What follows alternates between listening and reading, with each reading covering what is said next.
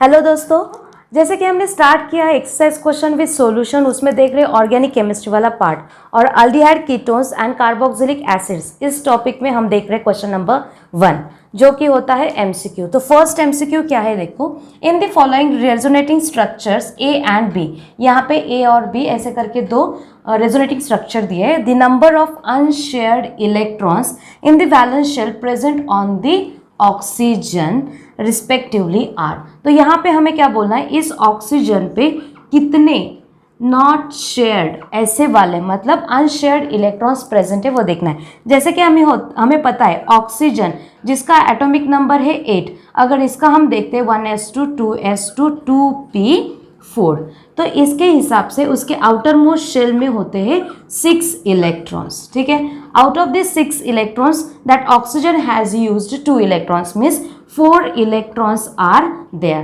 तो यहाँ पे फर्स्ट तो हो गया, मतलब ए पे कितने इलेक्ट्रॉन्स होंगे तो 4। तो यहाँ पे देखो ए बी सी डी, इन चारों में से जो ऑप्शन जाता है वो यहाँ पे एक से भी हमें आइडेंटिफाई कर सकते हैं आंसर, जो कि होगा ऑप्शन सी। फिर भी मैं यहाँ पे आपको इसका आंसर बोल देती हूँ। जहाँ यहाँ पे देखो ऑक्सीजन क्या कैरी करता है, माइनस चार्ज। तो रेजोनेटिंग स्ट्रक्चर में क्या हो जाता है, तो इस पर जो 2 इलेक्ट्रॉन है, जो कार्बन का 1 है ऑक्सीजन का 1, ये दोनों भी इलेक्ट्रॉन जाते हैं ऑक्सीजन की तरफ।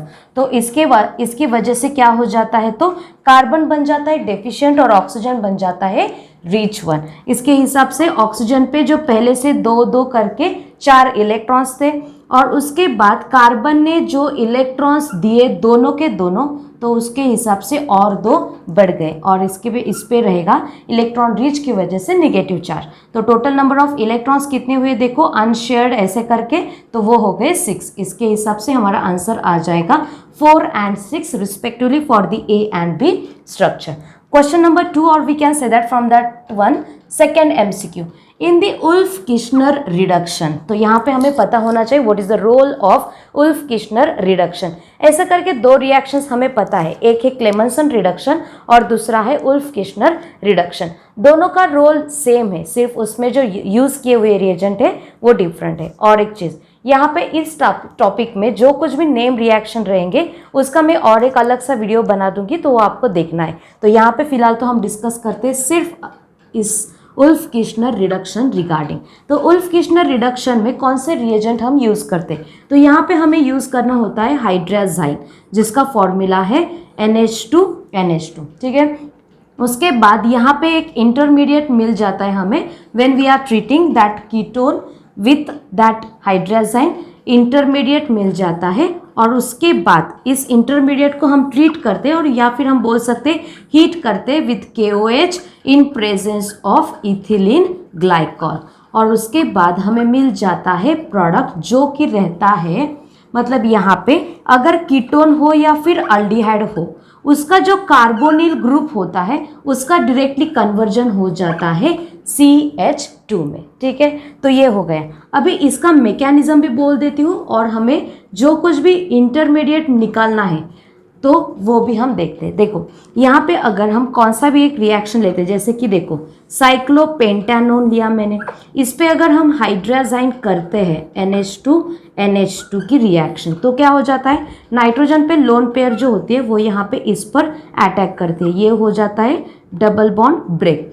उसके बाद जाता है ऑक्सीजन पे निगेटिव चार्ज, फिर उसके हिसाब से यहाँ पे नाइट्रोजन, एक हाइड्रोजन, दूसरा हाइड्रोजन और इसको अटैच है NH2, तो यहाँ पे नाइट्रोजन पे आ जाता है पॉजिटिव चार्ज। ये जो निगेटिवली चार्ज ऑक्सीजन है ये एब्स्ट्रैक्ट करता है ये प्रोटॉन, और उसके हिसाब से हमें OH, फिर यहाँ पे मिल जाता है ये वाला स्ट्रक्चर। उसके हिसाब से यहाँ पे ये हाइड्रोजन और OH ऐसे करके क्या हो जाता है, तो वाटर मॉलिक्यूल रिमूव होता है। वाटर मॉलिक्यूल रिमूव होने के बाद जो हमें स्ट्रक्चर मिल जाता है वो होता है अपना इंटरमीडिएट, और उसका नाम क्या है वो मैं बोल देती हूँ आपको। तो ये हो गया अपना इंटरमीडिएट। तो इस इंटरमीडिएट का नाम है हाइड्राज़ोन। इस इंटरमीडिएट का नाम क्या है, तो हाइड्राज़ोन। तो ये ध्यान में रखना है। तो यहाँ पे देखो ऑप्शन कौन सा दिया है, तो option C is the answer. और finally when we are treating that और when we are heating that hydrogen with KOH और NaOH in presence of ethyl alcohol, then we will get the product and that will be alkane. तो यहाँ पे हमने complete कर दिया second MCQ भी।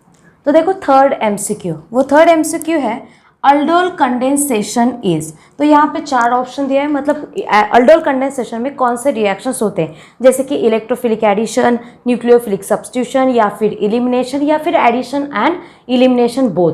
तो यहाँ पे देखो जब कभी भी हम अल्डोल कंडेंसेशन कंसिडर करते हैं तो यहाँ पे हमें फर्स्टली क्या चाहिए, तो alpha hydrogen containing aldehyde or ketone. Then what we are going to do, after taking that alpha hydrogen containing aldehyde or ketone, we are just treating with the dilute NaOH. After that it will get converted into the aldol, and when we are heating it, at that time we are getting here alpha beta unsaturated aldehyde or ketone. तो यहाँ पे एक चीज़ ध्यान में रखनी है, क्या, यहाँ पे हम एडिशन करते हैं NaOH की, और यहाँ पे अल्डोल फॉर्म होने के बाद यहाँ पे वाटर मॉलिक्यूल रिमूव होता है on heating and water molecule eliminate होता है। क्या किया है हमने, फर्स्टली एडिशन की है, कौन सी, NaOH की। After addition of that NaOH, we are getting the aldol, and after elimination of the water molecule, we are getting the final product, that is the alpha beta unsaturated। मतलब simply हमारा answer क्या हो जाएगा, first step रहती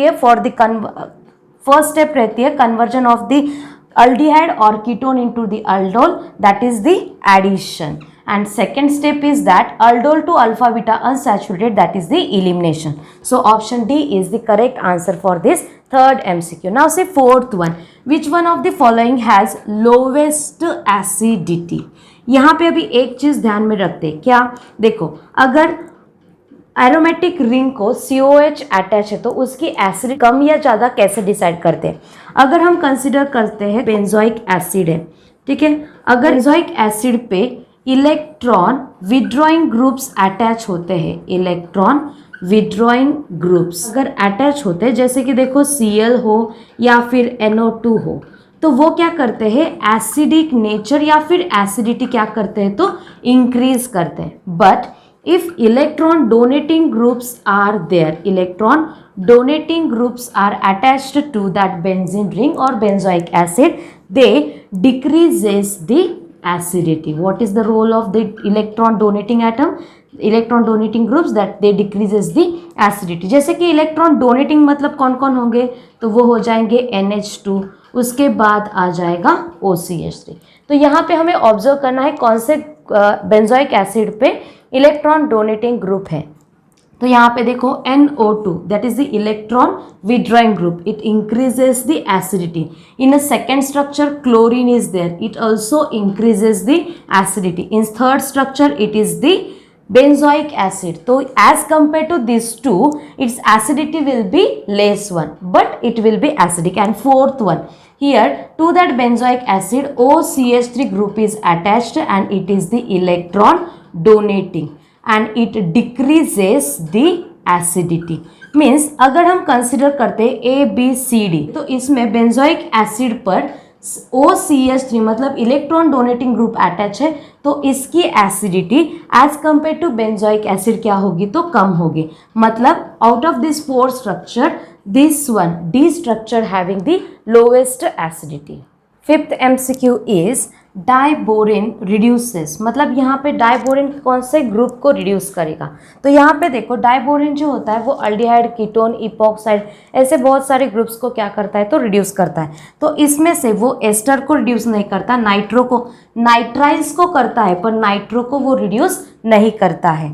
hello groups को भी reduce नहीं करता, और वो जो एसिड ग्रुप है उसको भी वो रिड्यूस करता है। मतलब यहाँ पे एसिड हो, नाइट्राइल ग्रुप हो, या फिर अल्डिहाइड ग्रुप हो, कीटोन ग्रुप हो, तो उनको वो क्या करता है, तो रिड्यूस करता है। पर ये बाकी के जो तीनों हैं उनको वो रिड्यूस नहीं करता है। और last MCQ, benzaldehyde does not show positive test with. अभी यहाँ पे डिस्टिंग्विश टेस्ट है जो कि है चिप्स रिएजेंट वाली, टोलेंस रिएजेंट वाली और फेलिंग सॉल्यूशन। ये जो तीनों टेस्ट है वो तीनों टेस्ट वो डिस्टिंग्विश करती है अल्डिहाइड्स और कीटोन्स को।